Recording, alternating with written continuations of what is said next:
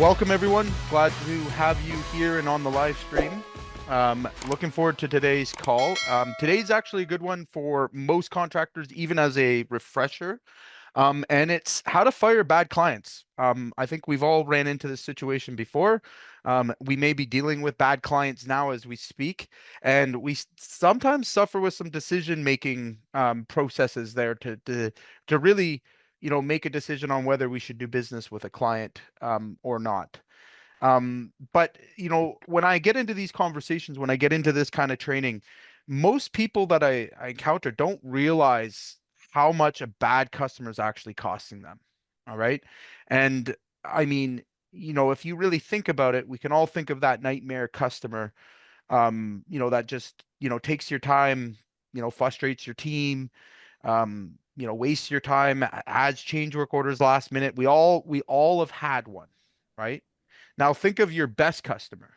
Think of the customer that your life would be easy if you could do business with every single day. All right.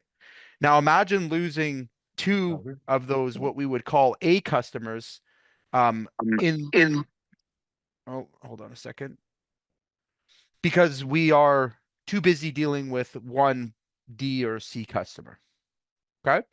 So, out of curiosity, how many of you guys on here that are in the live here today have had have a bad customer? One that you just resent working with. Maybe just give me a one in the chat. Let's see if this is on par today. Cool. So, I mean, first is kind of understanding what the signs are of a bad customer, because sometimes they can go a little bit undetected, especially if you're not using a formal system to kind of track their behavior and their habits. So I see this a lot with companies that are still in the early stages of development, but it can still very much exist. I know that we've had one recently in our company that kind of went undetected under the radar, but when we walked it through the process, what we found right away was, consistently, um, we had, change work orders, stop work orders. They were consistently not paying bills on time. They gave us volumes of work, but it was, again, all very much bidded kind of work. And, we didn't really earn a profit on it. And that's a big problem, right?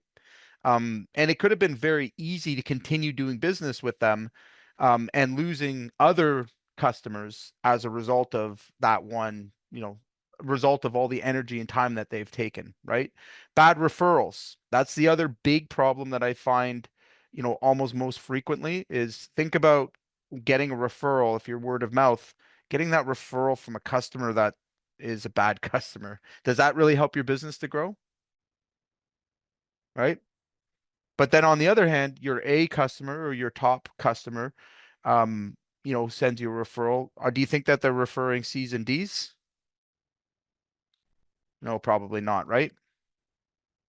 So again, a lot of this comes down to is doing an actual review of your customer base, actually going over your customers and having a system or a strategy in place where we can look at both new customers coming in, all right, and existing customers that you have.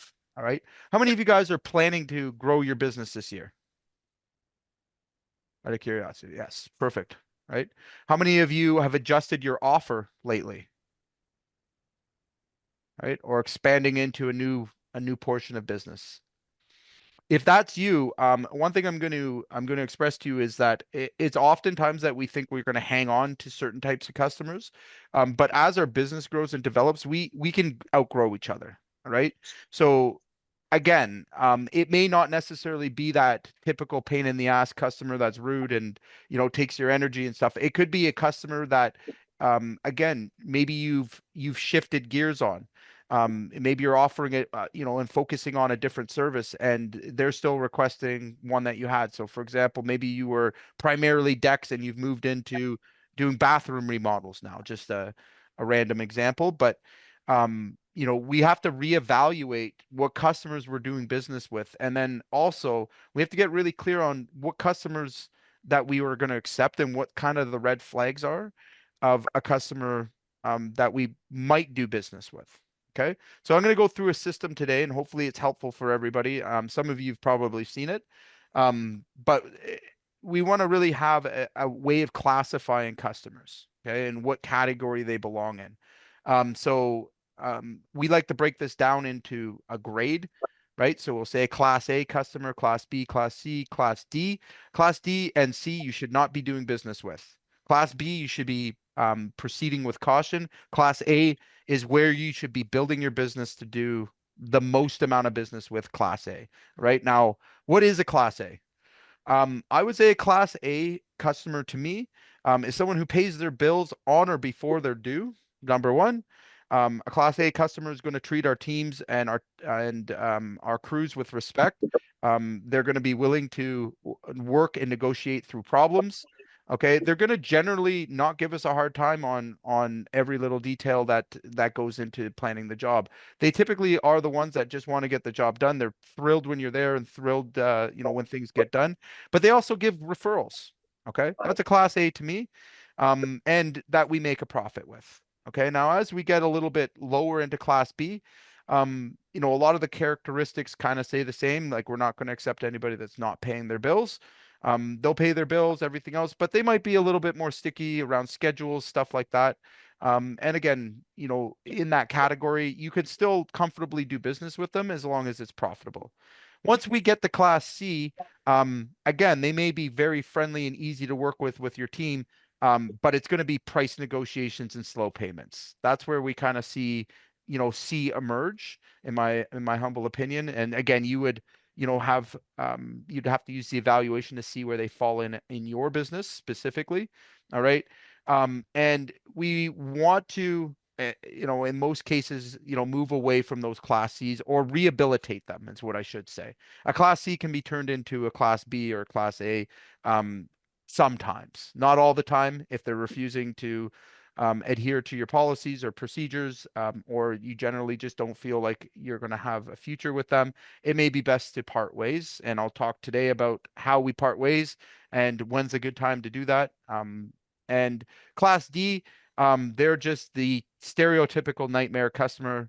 We've all had at one point or another, the one that, haunts our nightmares and, comes out in all different forms. We've all had one. They don't pay their bills on time. Very difficult to work with, nitpick, send you terrible reviews, if anything. Um, you know, a whole bunch of other, nasty things that they come by. And they're typically easy to sort of spot from the get-go. I call them the typical Karens. All right. I try to avoid them if we can, try to teach our teams to avoid them as well.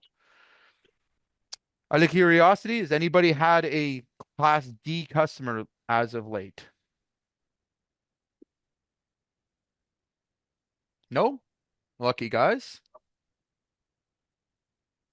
Okay. So Oh, I'm let's take sure. I'm sure we have. Yeah, for sure. Right. So again, this is where I really encourage you all to take and empower your team to spot these customers, because what might not be so obvious to you can be, incredibly obvious to your team, especially as you're growing or scaling. We had a particular, blind spot with this, especially as customers would treat, me differently than they would possibly treat the team, or they would, we would find them falling between us. And we had to really kind of tighten it up. And again, I think this is where a lot of this, classification stuff came from. But now, again, they're pretty easy to spot and they're not getting through, the defenses that we've got up. So for you guys that have teams, make sure that, you're making it clear what is acceptable and what's not acceptable. So let's take a look at our tool today. You guys all have it with the SOP as well, so you guys can open it for yourself. All right, but like I said, there's a way to actually do this in a systematic way. And we want to start off with, kind of looking at that profit first. Are you actually profitable? Are you in that 20 to 40% margin or above? Okay, that's going to be a full mark for that customer if you are. Okay, a lot of sins can be forgiven there. All right, if we're actually profitable moving through it, right? I'll tend to work out the personal problems if we have we have some alignment on profitability, to a certain degree. Now, the next to that is it doesn't really matter how much profit you're making if they don't pay their bills on time, right? Or if it takes a long period of time to collect that in, that hurts your business, it hurts your cash flow. And you want to make sure that you're scoring that accordingly. Okay. So, anybody that's 90 days plus, obviously is a very low score. Anybody that I'm going to say, if you're in commercial, is anything less than 30 days, I'm going to give them about a 15 or, 16. And then anybody that's paying due upon completion is going to be a 20. Okay. Now, next we want to look at kind of the work volume. What's the account look like? How much consistency do we have to it, right? How many quotes do I have to do to win a job? That's another really good key indicator, that we'd want to look at and assess in terms of if we will continue to quote that company. And maybe I can share a quick example of this. We've done a lot of restoration work, working for restorators like Service Master and a couple other franchises. And when we started looking at the companies and how they actually operated, um, what we kind of found out is that, one restorator was feeding us, a large volume of work. All right. We won, quite a few projects from them. But almost all of their projects ran off the rails. All right. Almost all of them included things that we were delayed, and they were putting unnecessary, stuff onto us. Okay. And that affected our profitability. That affected our team morale. That affected, our scheduling. And we started actually counting the number of days and delays and stuff that were involved in their work. And we very quickly realized, hey, you know what? We might only be winning one or two of the other restorators' jobs. All right. Two out of five. All right. But when we went to do the job, we were in and out. We made a lot more profit. There was no disputes. There was no, asking for favors or anything else. And we kind of quickly determined from that point that, hey, it's much easier just to focus on that particular customer in the restoration, and for us, it was a Service Master at the time, than to deal with this customer that's giving us much more volume, right? The volume didn't matter if we weren't able to, work with them effectively, right? And again, that decision was made purely out of using a scale. Okay. Energy and maintenance. I think this gets undervaluated, especially again, if you have a growing, you have a growing business, you have an established business, and it's not necessarily coming straight through you. It's important that we have these conversations with our team, and understand kind of what is being asked of them. All right. Again, it's easy to kind of let this, slide. But maybe they're giving your front office a hard time. Maybe they are, asking a lot from the project manager, and it's distracting them from other things. I think the famous one that we run into all the time is the customer that over exaggerates everything and makes a big deal and blows it up, and sends nasty emails. And those people, we watch out for them. We call them energy vampires, right? We don't want to deal with an energy vampire. And again, you can imagine your stereotypical nightmare customer. That's what they do, right? Everything's your fault. And like, again, they start slamming you with emails and threats and all those kind of things. And then it goes all the way down into a milder form of that, where, somebody's just consistently, asking for more, right? Asking for unnecessary visits, asking for, even calling. Like, again, you got to take some of these things into consideration. If you've set your job up properly, and you've communicated, all right, maybe they have a tendency to, get, in between that communication and continue to escalate, or maybe they refuse to deal with a project manager. That's another good example. They only want to deal with you, the owner, and you have project managers. All right. That's another situation where we're going to look and evaluate that very carefully. Okay.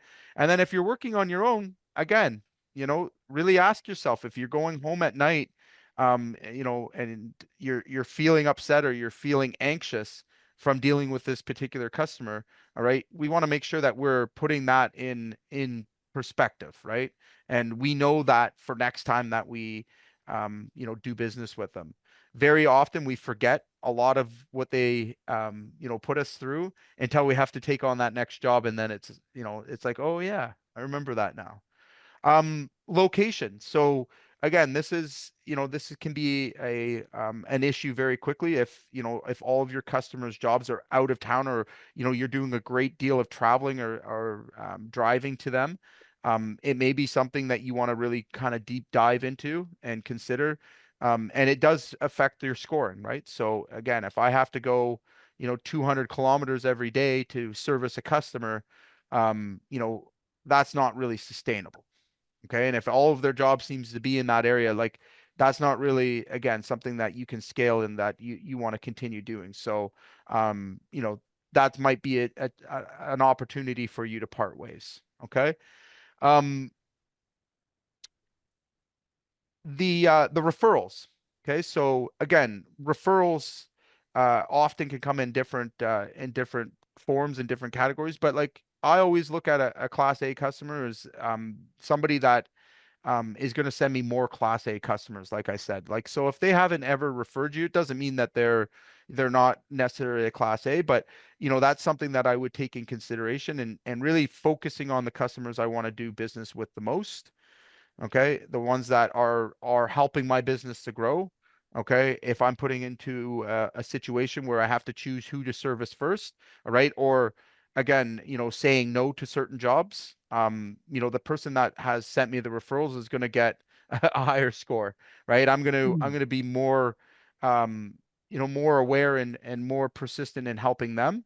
Um, and again, it is just like that, right? If you've got you can't be everything to everyone, What the hell? and that sometimes you have to choose, right? So um hopefully, again, we're not throwing away good customers, but it is a part of the score, right? So the last thing is your lifetime value.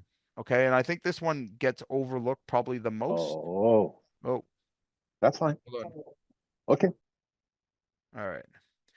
So I would say lifetime value of a customer is probably the most overlooked, especially in certain service sectors. So if you're an HVAC contractor that doesn't really track this stuff, or plumber, electrician, but also in other things as well. So you can be a general contractor. You can be, we really need to take a better look at how much a customer actually earns us over time, how consistently their account looks. This is a big, big indicator. Where if we're, kind of reacting to business, as I would say, it's easy to overlook what the lifetime value of a customer is. Okay. And again, lifetime value, I'll give you it as an electrical example, but you could do business with somebody, in the service electrical sector, um, 25 times, 30 times over a lifetime. Okay. And that's very, very important to your stability and your growth as a business. Okay. Same thing goes with, general contractor, stuff like that. We all have some of that repeat business. Okay. But you really want to keep an eye on like the person that's going to be loyal to your brand and loyal to your company. Those people again can hide up a lot of the sins of maybe not being so polite on the phone, and kind of being a little bit needy. They would be put back into more of a B class, right? But we're still scalable in that area. Okay. Any questions so far, guys? Anybody really confused on what we're discussing here? I'm always I, struggling with the lifetime value, like I Yes. because Okay. my clients are mostly one-offs. So ask yourself this. Are you making it that way, or are they making it that way? I don't know. Okay. So if you do a job for your customer and then you never contact them again, that's your fault. That's why you don't have lifetime value. Okay. If you continuously follow up with them and there's no response and you're being ghosted, right? And then they come out of the woodwork with another job, sporadically, all right, you're gonna consider that versus the person that is responsive, does, stay in touch, and that, again, you can see yourself doing future work with, or are doing future work with, right? So again, maybe, and this is where that referral thing ties in for your particular situation, right? Like how many people did they refer to you, over the course of their lifetime? Like those are things that you want to track, and understanding, what is a single customer worth to me? But if you don't invest anything into remarketing and like, reaching back out to them, staying in touch, it's pretty hard. It's a pretty hard thing to kind of, take into consideration, right? That makes sense. Okay. So, and I'll give you a good example. I'm in roofing. For those of you that don't know, we do metal roofing, and it's shocking how much repeat business and lifetime value we've built with some customers. So again, we've maybe installed their metal roof. We first installed their shingle roof. We've gone back to them and replaced their gutters, their siding. We get all their service calls. Then they move houses and we repeat the process. So again, that's the kind of lifetime value you want to build in your business. That's super important. And there are people out there that are extremely loyal to brands. You've already sold to them once. It's 10 times easier to sell to someone you've already sold to, right? So again, these are the kind of things that we'd want to evaluate and take score of. Okay. Who else? Anybody else have any questions before I move on here? No? Okay. No, it's pretty clear actually. I had Mhm. done up a chart of our contract clients for our maintenances and whatever, and I had Yep. made a column of like client type just to kind of help myself associate like who do I go to first or who like Right. this sounds weird, but who do you put more effort into? Like No, it doesn't sound weird. It's actually smart okay, business, because I right? felt No, that's I felt like when you're judging and you're like I shouldn't judge. right. Right. But this kind of assessment helps me, I feel, do a better job Right. to So know where to put the extra effort. for sure. So here's another way to kind of look at it. And you guys are in the HVAC service business. So this is actually where this evaluation comes from, like a long time ago, because the HVAC is kind of, HVAC, anything that has like a service, like an emergency service element to it. All right. You really have to be able to classify your customers, right? So again, when heating season starts and cooling season start, what customers would you rather focus on first? Who gets in the schedule first? Okay. And again, it's not to say you don't service everybody, but it's more or less like, again, we've got to put that relationship at the higher level, because if you're neglecting a class A customer because a class C or a D is taking your time, who's losing in that situation? Everybody, actually. Right.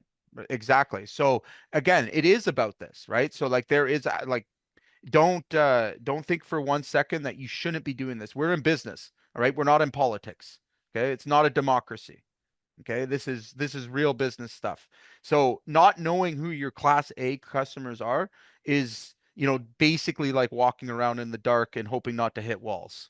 Okay?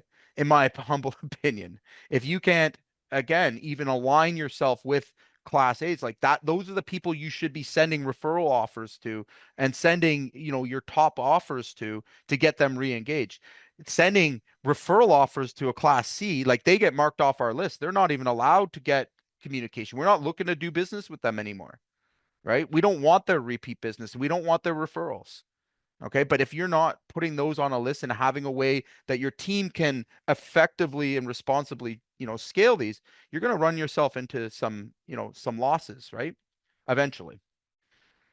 Oh, by the way, can you see my screen?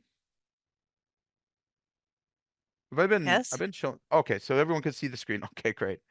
Um, so again, this also happens. And what I want to say, maybe as a caveat to this, like, as our business grows and develops, has anyone here outgrown a customer?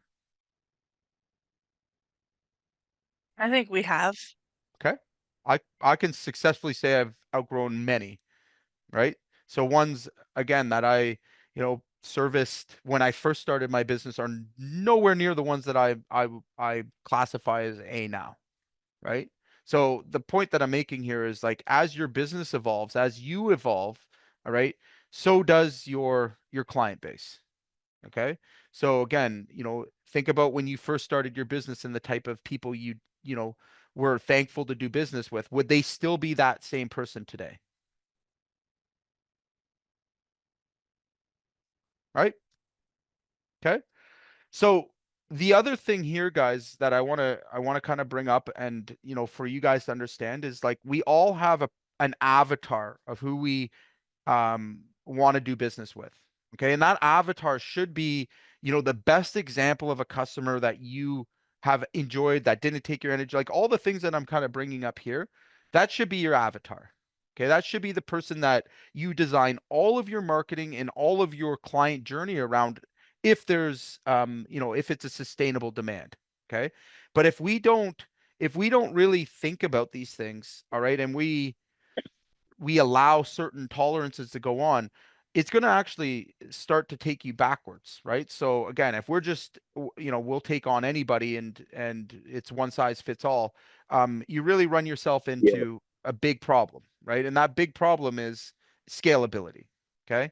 So again, if you're working in a situation where, you're surrounded by C's and D's, okay, there's only one way out of that situation, right? We've got to let go some of those C's and D's, and we got to get more aligned with who we do business with.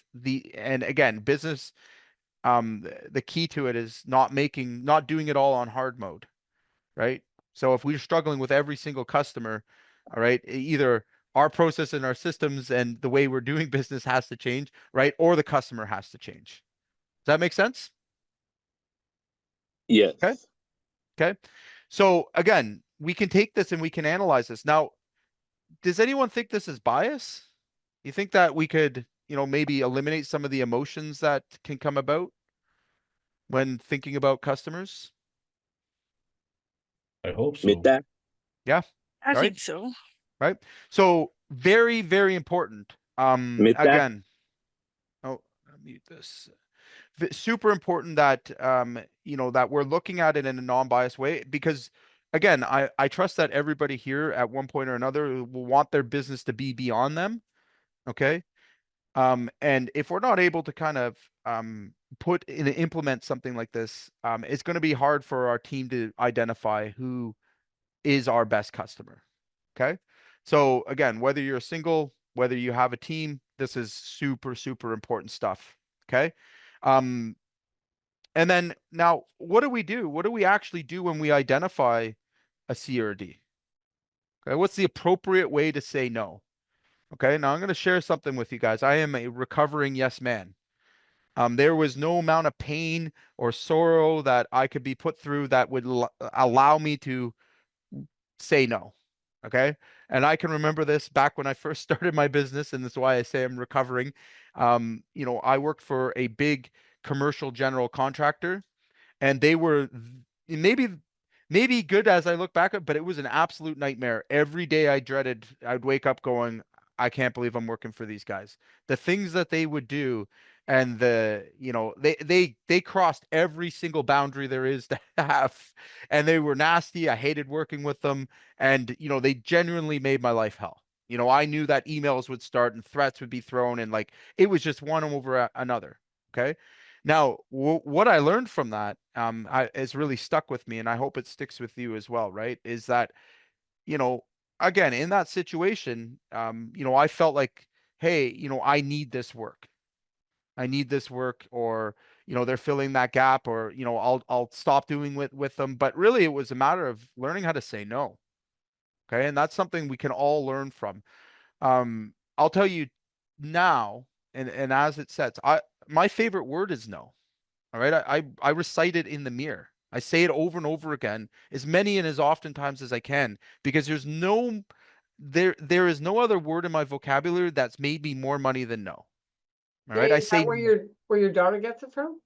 there you go. I've taught her well. I actually tried to shoot the recording of that yesterday to share with you. But why is no such a powerful word? Right? Why is no profitable? Okay. Because, and I'll tell you from my own personal experiences, like the majority of people that you encounter, especially if you're looking at long-term customers, if you don't set your boundaries right off the bat, if you don't, if you go in playing on their game, all right, you're going to lose a high percentage of the time. All right. It's when you step back and say no to certain things, and especially when you start to evaluate what's a good customer, what's a bad customer. Okay. It becomes easier and easier to say that word no. And I know a lot of people, for whatever reason, struggle with saying no. All right. How many of you guys have taken on a job and right from the get-go, you're like, why did I do this? I bet you there's not a single person here that couldn't say they had that experience, right? Yeah, You I know think we that all have.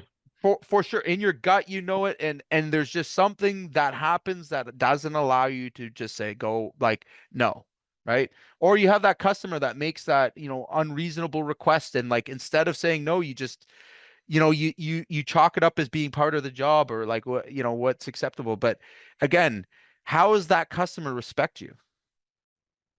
Right? You can take somebody who is in a, you know, a B or a C category now, and by saying repeatedly yes, they turn to D, right?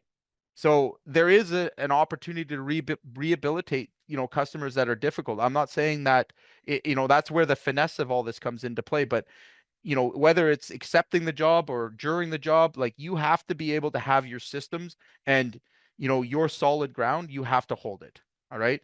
Again, you can do this tastefully, and that's what I'm going to hopefully share with you today. But everybody here, you know, should be practicing the word no in the mirror. All right. It was very helpful.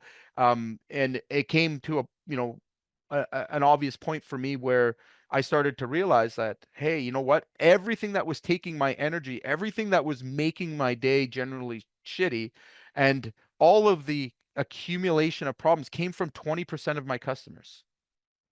All right.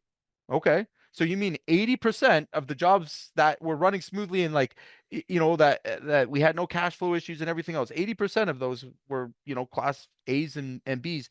And then there's this small minority of people that just destroy everything else and have, you know, staff turning over and all these other, like, you know, horrific problems. And had I taught my team to go, no, we're not, or, you know, we don't need your business, or, you know, we're going to fire them, you know, I would have accelerated my growth. I would have had a far better experience as a contractor. All right. But you don't know until you actually analyze, and until you actually can step back from it, not making an emotional decision, a reactive decision, all right, but an actual data driven decision. Okay. And we talk a lot about that, but this helps to remove the emotions. This helps to remove the bias. Let me give you guys one more example before I move on here. How many of you guys absolutely believe every word that comes out of a sales rep's mouth? I don't know, Jay, you seem pretty honest to me. For sure, right? I touche. I take that. So, you know, let me give you an example. You know, when you have a sales rep involved, how easy is it to talk you into that this is a great customer, and, you know, that everything is well and swell, right? Pretty easy, right? So, I mean, I'm talking about your internal sales team. Okay. Um, and you continue doing business with somebody that, you know, is third party, or, you know, through a sales rep. And they start displaying all these things. Do you think that the sales rep's going to bring it up? You think that they care? Nope. If you're using service managers or anything along those lines, nope. All right. Who's going to feel the brunt of it? Who's going to feel the, you know, and be able to tell you if the customer's a C or a D? Who do you think that person's going to be? It's your front line. All right. I'll tell you, the first person that's always told me that the straight answer is my office admin, our, you know, our CSRs. Okay. They actually have a better better feel of that, because they have no bias. They have no commission in the game, I would say, right? And this can happen with project managers, everybody. You have to look at where their bias comes from. All right. And we have to make sure that we're asking the right people the right questions at the right time. And that as much as possible, okay, that we're making this a team sport, right? Because I could tell you from my own personal experience, I asked the sales rep, hey, you know, what's going on with this customer? Oh no, he's great. He's all good, blah, blah, blah. We had a little problem here, but like, I just hear like Charlie Brown talking. You know what I mean? Now, the next place I'm going to ask is my frontline CSR. Like, hey, what did you think? Oh, now I'm starting to get a little bit more, and then I'm going to a crew leader where I find out, you know, what they're really like to work with. Okay. So again, don't fall for that bias. and you want to try and continue to have this as being a consistent system and a way for you to kind of say, hey, you know what, this is where I'm going to cut the line, right? Has anyone struggled for a long time and whether they should do business with somebody or not? Has anyone had that like sinking feeling every time they've called? Right? Yeah, I'd say I haven't given enough bandwidth for my project managers to cancel jobs. Okay. I love that. And that's a great empowering moment for you because who knows if the customer is good or bad? The project manager. Damn right. Okay. He's like, I'm gonna get like my phone blown up. They're Right. not gonna be happy. They're gonna hold payment. Right. So all the red flags go up, right? So my solution on that end is like, again, either they're going to be rehabilitated. If they're shooting under the score and they're in that D zone, they're fired. There's no coming back. There's no exceptions. Like, and again, it's a non-bias, like, you know, if we can agree on that score, all right, we're not doing business with them. All right. And I have recently had you know, something escalated to me where we canceled a job and you know, we're literally sitting on all the material, everything else, gave back the deposit. We don't care. Okay. That should never have come Wow. through.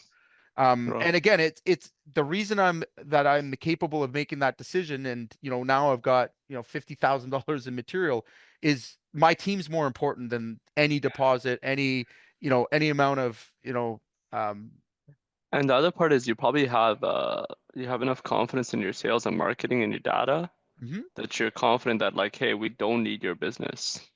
So but on the other side, like, do you know how much turnover comes from bad customers? Do you know how much your Well, team yeah. then? Oh, yeah. Here's another side to it. Like, if you don't empower your team, okay, and like it can only go through you whether a customer gets hired or gets fired. All right. What that does is creates a place where it's not safe to have those conversations. It's not, you know, again, no one is going to make the decision on your behalf. It's always going to come back to you, right? And then you complain that you get stuck with all these crappy decisions, right? So this is easily something that can be delegated and it can be empowering for your team. No project manager should have to worry whether or not they can fire a customer. If that customer has displayed the behavior and that is backed up by the facts of the matter, right? I don't want them coming to me. I want them to just do it. I don't care, right? My team's way more important than that customer ever will be, right? One person, like, you know, we all know how hard it is to hire good staff these days, right? So like, if you lost, you know, a project manager as a result of continuously doing business with a bad customer, like, what's that? Like, who's losing there? Right? You're kind of like letting the enemy win at that point. Okay. Because they're hurting your business, they're hurting your profits, they're hurting your schedule, they're hurting every element of your business. All right. But you're allowing it. And it's because you didn't let the frontline people deal with it. Right. So let's talk a little bit about how to deal with it. And then we're going to talk about what you can do in terms of creating a management portion to this. Okay. So I'm of the school of thought that, like, again, if a client is demonstrating these things and we've captured the data of them doing it, that we have an automatic procedure. All right. And like I said, especially for new customers, okay? And I think this gets overlooked a lot. There is a lot that can be discovered early on, even in the early stages of the sales process, that will indicate what kind of customer they are, okay? Good example of this, in our lead intake form or our lead intake process, we ask them, hey, have you worked with another contractor in the past? Yeah, absolutely. Oh yeah, what was that experience like? And they just start ripping into all the contractors that have done them bad. All right. Red flag. All right. I'm going to decide right there. Or the customer, again, that starts to demonstrate the Karen behavior right off the bat before you even get them in their estimates, right? They're rude, they're pushy. You know, they're not, you know, they're not overly friendly, or again, you get that sense from them and they're demonstrating to you that, you know, that they don't value your business and they don't, you know, they're maybe looking for other things. Those are great opportunities to discuss those type of people and what those flags are with your team, right? And I would say we all would benefit right away from, doing a couple of steps to make sure that we're dealing with the best clients possible in the first place. Okay. So a classic example of this, that I can share with you that, might relate here is, a general contractor calls you. Again, maybe you know them, maybe you don't, but you check their credit score, and you should be doing that right now, by the way, all of them, and they've got 6 lawsuits pending. Is that somebody we do business with? Of course not, right? Now, again, is that someone, and that should be getting through your defenses and agreeing to large scale projects with? No, right? I'd say that's a setup, right? And that's going to happen a lot, especially as some of the bigger GCs and stuff, they start to get underwater. All right.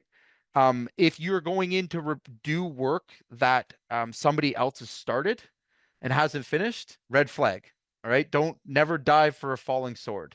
In my opinion, that's a flat no for us. That's a thank you, see you never. And I don't care who they are. Okay. I'm not going in. If they had a problem with whoever they hired for that job, that's I don't care whose fault it is. I'm not getting myself involved in that. Right. And now you can use your own judgment on those that, there are some situations where it works out, but I would say that your liability and risk goes up through the roof in that situation. Right. And we've probably all had that experience at one point or another where we've been called to finish someone else's stuff or give a report or, generally be pitted against another contractor. Again, those are immediate reasons to say no and just to back away from it. There's not enough work there's not enough scarcity in the world for me to jump onto something like that. Okay.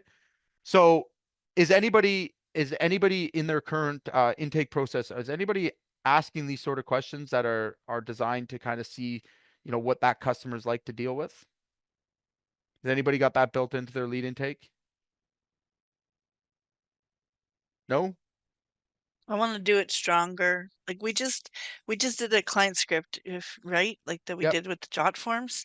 Mhm. I would love to infuse more of this strength because I drive my lead technician crazy by saying yes to all business. Yeah. And It again, makes it mental, it but we just totally, focus on bringing in new business. We right. do the credit check, but Mhm. outside of that, that's the much preparation we have for new client Right. potentials. And we've had a couple where thankfully Johnny reminded me to stay on top of them, but Mhm. the guy was like, oh, once he had his pricing, he ghosted. Okay. He didn't pay his bill until I hounded him. Okay. So again, here's the thing, right? If we go into all situations, guarded, all right, we're probably not, probably going to push away A's and B's, right? Like, so the reason I'm saying this is that you're looking for a certain set of flags or indicators to come up. All right. For us, when the flags come up, they don't necessarily mean we're not going to do business with them. And again, I'll give you an example of this in a second, but it's that I'm going to proceed with caution. Okay. I'm going to do even more due diligence. So like, a good example is, anybody ever heard of a Lair Homes before? Lair Homes, it's a franchise. They're a franchise builder here in Ontario. Okay, so I'm not going to name any names, that like they have some good franchise owners, but they've had some really terrible ones, and we happened to run into a really, really terrible one that was unable to pay his bills, and it ended up costing our company a lot of time in court and a lot of, aggravation and stuff. But the franchise as its whole, they have 10 or 15 different locations. Okay, and then recently we had an opportunity to do work with another location. And immediately the flags already came up, and, I stopped it at the contract phase. So they sent us a contract. I already been through court and everything else with this particular contract. I know it very well. And all it was me to call that owner of that and tell him directly where I stood. All right. And, we were, negotiating a fairly large contract. I think it was over 200K. And, we had that moment where we connected, and he assured me, and I changed some of the contract terms, so that problem didn't happen again. All right. Now, what did I do differently there? You showed your self-worth. Set the boundaries. I showed Yeah. my worth. I made sure that I was clear with him what what would happen and why I was being aggressive about that particular contract. Why we had terms removed, like paid when get paid, like all this garbage that gets put in these things. And I was fighting for it, but I made it clear to him. I'm not looking to push his business away. I wanted to do business with him. All right. But I wasn't willing to accept what had happened in the past with another situation, right? So again, those kind of examples come up over and over again where we can rehabilitate, a customer that we would otherwise write off, okay? Or at least have the caution up, right? So you mentioned earlier about like payment, right? So some may not get approved for it's paid, paid when billed, right? So you may not extend credit terms to them. That could still be good business, right? That's still, that's still revenue. But if you have no filter at all and anyone can come through, what's going to happen, right? Are you going to be able to correct those things, or at least have your eyes open if something could occur, right?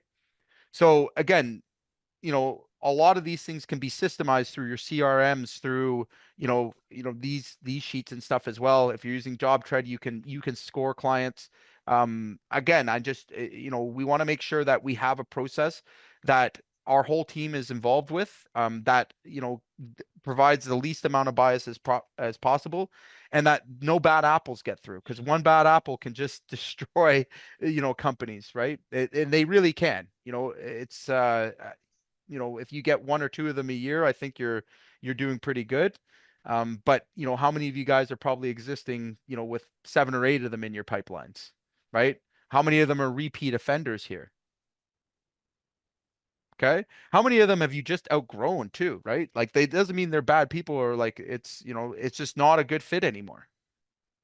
Right. So we've got to have the courage to say no at that point. And the next thing is like, how do you do that in a professional way? Okay. I can tell you with all honesty that I've let customers go that I still respect enormously, and that, again, I was really, quite crushed that we had to let go, but my model changed, right? The way that we did business changed, and, they were good customers. They were A customers at a certain point in my career, and I depended on them greatly. But as I grew and developed, they were no longer fitting that model, right? So those are the decisions that you have to make along the way to protect your business, to protect what you're building, right? And again, the definition of your A customer may change. And again, you got to be prepared to let some customers go. So what I've done for you guys here, is I've come up with a couple of different templates that you can use or create some variations of. And starting with the first one, which is the new prospect, where I think most of us could benefit, and having some sort of criteria of whether you're going to deal with someone or not. Personally, I know I probably get some flack for this, and it goes against a couple of what other people would say, but almost 50% of our leads don't qualify. Period. Full stop. They don't get quotes. We don't go beyond a phone call. All right. And the reason behind that is because of partially to do with the nature of metal roofing. If someone's just generally, way outside of the budgetary and don't check the other boxes, we're going to turn them away pretty quickly. Okay. We don't want to waste our time even giving them a quote. Okay. And we've learned that over a period of time. And ironically, I know this might sound bad, but I don't qualify to get a quote for my own business, right? If I called in and went through the process, I would be denied a quote. Like I wouldn't even get through the first stage. So because I don't fit the model customer that we expect. Okay. And again, this is kind of taken to a different level, but and I wouldn't recommend that for maybe HVAC or service-based companies, but that is a real thing. So we want to make sure that we're communicating with respect, all right, that we're protecting our own brand. And really what we want to make sure of is that they understand the reason why, okay, and that we're not going to end up getting bad reviews or anything silly like that, okay? On the other hand, what I see more often is people take the call in and say, yeah, I'll get you a quote, and then just ghost them. That's the wrong way to deal with it. Okay. Or they don't return their call, and you leave that other person, being ignored. That's not the way to deal with it. Okay. Have the decency about you and have this built into your system that if someone's not going to be a fit, or if I can't get to their quote for, 2 or 3 weeks, reach out to them and let them know that. Okay. It's okay to say that, or you're at capacity. Okay. I would rather you say that I'm too busy. All right. And maybe it is a good customer. Maybe it is an A client. Okay. But you've got to be honest with them. Like if you can't take on more work, all right, you've got to let them know that. Okay. Has anybody had to recently tell somebody they couldn't do their project? I Anybody? probably should right now. Okay. So here's the thing. Here's your opportunity. Take that customer, put them through the scale, and then you can easily send them that email and let them down. Or tell them that it's not the right fit, right time, whatever the situation may be. All right. Because we're trying to preserve our reputation as well. Okay. Again, even though they may not fit with your company, doesn't mean they're bad people or that they had bad intention for you. It just generally means, hey, I'm either too busy, again, I have other customers that I have to service, above them, and you're protecting your business. You're doing what's right. Okay. What's wrong is taking on the work and doing a poor job, not meeting the schedule deadlines, not meeting their expectations. That's wrong because you've entered into an agreement where there was a set expectation and you're not making it. Vice versa. Okay. So again, if you can't make those expectations, it's time to be a responsible owner and a responsible company. Let those people know. Okay. It's actually not as damaging, or it's not as people appreciate that more than just nothing at all. Okay. And put yourself in that situation. Yeah, there's a little shock, and sometimes they whine and cry about it a little bit. But can honestly say I've never gotten a bad review for saying no. And we do it 5 to 6 times a day. All right. People get it. They understand. They move on. All right. Now, on the other hand, we have gotten a few bad reviews for not getting back to people quick enough with their quote after we've agreed to it. Right. So again, use it, use it with responsibility here. Right. So again, when a prospect, you have a discovery call with them and they've shared a budget with you that doesn't fit. Okay. Is it worth it to stop it there? Or are you going to waste your time doing the quote just to be polite? How many of you done that? Come on, be honest. I'm sure a few of you had. Oh, I'm just going to inflate the quote. I'm going to make it bigger. Wrong, wrong, wrong. Don't do that shit. Okay. Just tell them honestly and openly that the budget doesn't fit. Okay. You don't owe them an explanation beyond that. All right. It can be as simple as an email, but we're not just out there throwing out prices. We're not out there, inflating and deflating prices for this. That's the wrong way to do it. It's a wrong lesson to teach your team as well. Okay. I don't agree with it. I don't like it. And again, it leaves you open for a couple other nasty problems as well along the way. Okay. So again, better to be open, protect your time, protect your team's time. Okay. This is what it allows you to do if you're, properly evaluating every prospect, every lead, every customer, right? And we're keeping them on that evaluation score. So the next is when you're ending a client relationship, which can be much like breaking up with a girlfriend or something at times. I've had that experience too. Luckily with business, most people just move on. But do that respectfully. Okay. Do that sincerely. Templates, like, you're welcome to use these. All right. But if you're breaking up with a long-term client, I would always prefer you did that in person. All right. I'd prefer that you had a conversation with them and gave them a clear, honest explanation why, followed up with an email. Okay. May I jump So, in? yeah, absolutely. So there's a few clients that I have on a short list of like, Mhm. I want to put them in collections kind of thing, right? Okay. And we've sent them like hey, this is your final notice. Like pretty much all that's left would be a breakup email. Yeah. Would you go to this length, or would you just throw it into collections? Like how So would you yeah, do it? so if they owe me money, like that's a different, like, a category for me, like Okay. the real nasty, like, fists come out, and yeah, I'm not sending them anything pleasant at that point, right? So, but that's me. You do you.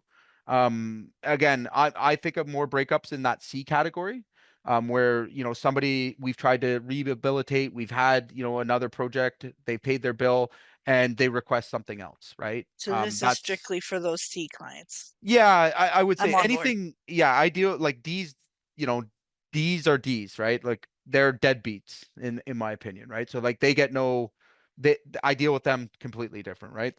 They're going out the door, and I'll be looking and evaluating how they got in the door in the first place. So the other thing too that maybe I haven't talked enough about here is about like the rehabilitation of a customer. Okay, so like I said, you can take a C and negotiate them back into a B or an A category, right? Sometimes it's just communication. Sometimes it's just not being clear and setting real boundaries. Okay, and I see this most often. I know it from my own experience. Um, I've had emotional feelings about somebody or a situation, okay, and made the wrong choice and lost a customer over it when it didn't necessarily have to go that way. Okay. I've had other people in my business do the same. All right. It's very easy, especially in construction, right? We have a project that goes, you know, sideways. You know, we have, you know, we may be at fault for some things. They may be at fault for some things. At the end of the day, all right, the customer, at the end of the thing, they have to be willing to adjust so that the problem doesn't happen again, right? And that you're drawing your boundaries. Okay, you're giving them a warning. You're asking them to stop something or to, you know, be clear. And how often do you do this? Right? How many of you are afraid of setting those boundaries? Okay, that's something you're going to need to get over very quickly, right? That's something that you need to work towards systemizing, because there should never be a point where your boundaries are being crossed and you don't say anything, because that then truly is on you. Okay, if a customer didn't know that, hey, paying my bill at 45 days or 50 days was offensive to me and that was causing us grief, and I never said a word, all right. And then all of a sudden I have an emotional outburst and, you know, call him up and tell him how much a dick he is and he owes me money. Who looks like the bozo there? Okay. So the better way to deal with that is to point out clearly what the, you know, what it is that the is causing you the grief. All right. Be clear with them what you want them to do moving forward.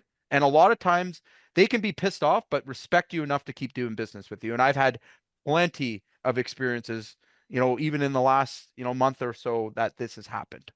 Okay. But if you don't say it and you don't say it in the proper way, all right, you know, you're really kind of the loser at the end of it. Yeah, go ahead, Sivach. So, okay, so what I'm getting from this is empower my project managers to cancel 100%. jobs. Mm-hmm. Okay, so that being said, I Cancel still or want- rehabilitate. So again, if they're bringing to you a situation, because remember the bias thing, all right? So they might be rubbing that project manager wrong, not necessarily on paper doing anything wrong, right? Like maybe it's the phone calls, it's the tone, it can be all of those things. That's not a reason to cancel a contract. Like just because two people don't like each other, and we've talked about this before, like I mean, lots of people don't like it, they just don't get along, right? That's not the reason to cancel the contract. What you would do then in that place would, you know, step in with, you know, possibly a warning or, you know, setting some boundaries of how they're going to communicate. You know, those are the first steps, right? You don't want to risk losing the business first, and you want to make sure that there's no bias. But after No. that, if there is, you got to empower them to fire them. Got it. So okay, so they're making the judgment calls, they're doing what's right, they're empowered, they're making the right decisions. That's great. Going to the sales team now, okay? Yep. I don't, correct me if I'm wrong. Mhm. This is a separate department, right? Correct me if I'm wrong, but Yep. should they just try to close everything, No, bring it no, in, hell and no. then okay, Oh, hell no, no. okay, there we go. There we go. Again, so That's why we're here. ethics and like they have to understand. So like this comes a lot back to how you communicate as a team. All right. So like if a sales rep has it in their mind that they should sell everything that walks the earth, you're going to find yourself in a lot of bad situations. Okay. Now, on the other hand, there's, you know, when a job goes through and it depends on how you're being compensated, those sales reps, right? They have to understand what we'll accept and what we won't accept. And again, if they brought in a bad customer and we don't do a lessons learned and we set some boundaries with our sales rep of what we're going to accept and what we're not. So a good example is, the guy that they had to fight tooth and nail for on price, right? The one that was like nickeling and diming. Okay. The next time we have a customer like that, that's a hard no, right? Well, yeah, so the sales rep wouldn't get paid their Right. commission if we cancel it for a reasonable reason. So Right. they put all that time and effort into a customer. Right. They sign the customer, and at the end of the day, they don't get paid. So, but a lot of the problems, what I was saying earlier, almost like 70 or 80% can be avoided by proper intake, right? So like, and especially if you have that setter that's acting as a sort of a balance I'm the between. setter right now. There you I'm go. kind of the setter. So like, again, when you're asking those initial questions that are in discovery of what kind of person this is that you're dealing with, right? And people are people, right? So like if they've, like it just shared the example, if they've had a nightmare with every contractor they've ever worked with, okay, that's the time to say, hey, thank you very much, but no thank you, right? If they're in a certain neighborhood, for example, again, yeah, they may be great, but like, is it worth me sending my sales rep out to like, the ghetto and Scarborough to like, get, chase down a below average job for us? No. Right now, could he sell it? Yeah, he may, but like that almost always ends up in the same place, right? And this is where over time you want to embed this in all of your business and culture, is that you'll find that you get narrower and narrower and narrower as your business grows on like what customer is ideal for you, right? I'm down to the point where like I deal with the same person every single day, 3 times on Sunday. And like our salespeople know like who we can sell to just by a conversation. We know right away, like this one fits or it doesn't. And like I said, 50% of the leads are getting tossed out for whatever reason. And I empower them to do that. Like, I don't care if they don't like the tone of their voice.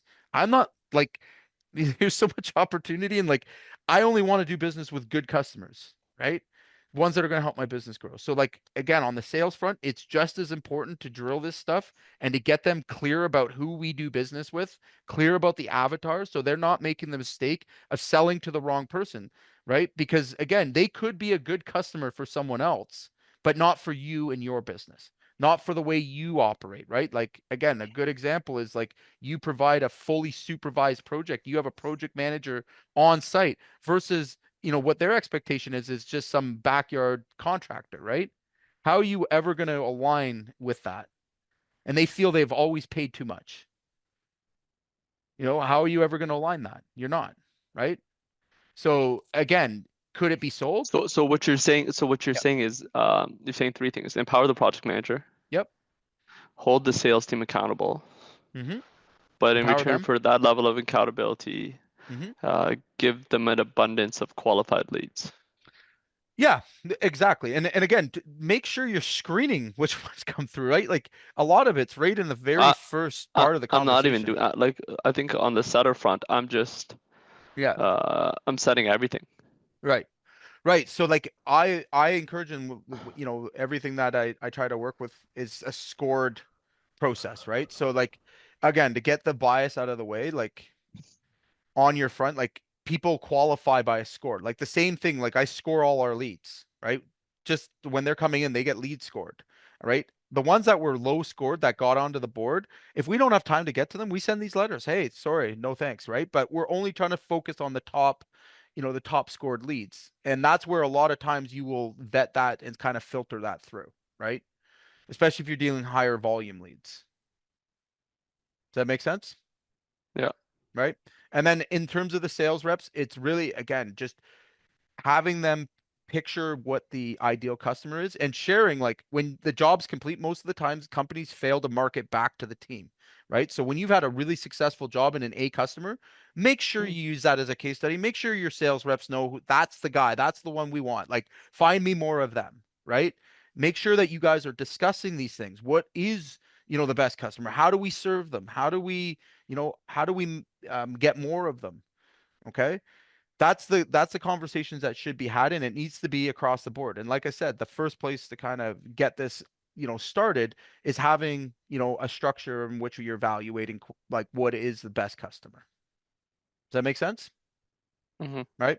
And it'll help your sales tremendously too. Because again, I much rather get more leads than chase down bad leads. It costs a fortune to do it that way, and then your sales reps are distracted. And then, like, can you imagine you're chasing around Yeah. 3 C's Yeah. when there's Yeah. an A sitting there that should just be closed, right? Yeah. Okay. Yeah. So, for you other guys, ending a work with a general contractor or builder, again, how to properly communicate that. There's a couple other ones, responding to disrespectful or abusive behavior. Again, I want you guys to think about empowering your team. Anybody that bad talks your frontline staff or somebody they feel is less than them, get rid of those people immediately. I don't care what the contract is worth. I don't care how much, we've got invested in it. Like, if you are willing to disrespect, a CSR, or disrespect anybody in my I don't care if it's the truck driver. I don't care. All right. That shows me what kind of human being you are, and I'm not doing business with you. Okay. And I've canceled many contracts over, what other people would, be, less likely to take out. But it almost always works out, right? If they're already abusing people, and again, think about the way that they talk to your frontline staff. If they're demanding, if they're being rude, those are the people you do not want to do long-term business with. You don't want to do business with, period, right? And the last thing you want to do is lose a team member over a customer. It's just not worth it. Okay. Canceling service agreements, for our HVAC, electrical guys, stuff like that. Again, this can happen, especially if we're looking at, profitability on some of these service agreements. You will find, and I've certainly found out the hard way, when we're giving budgetary prices, we're kind of taking a bit of a risk on them, and then people abuse the program. Okay. You got to look out for that, very, very carefully. You got to make sure that that this customer is actually profitable, and you should be purging customers that you're not making, not making the margins that you need to make with them, right? Do them a favor, do yourself a favor. Okay. And then the last one for all of you guys that love to just do those bids you never win. All right.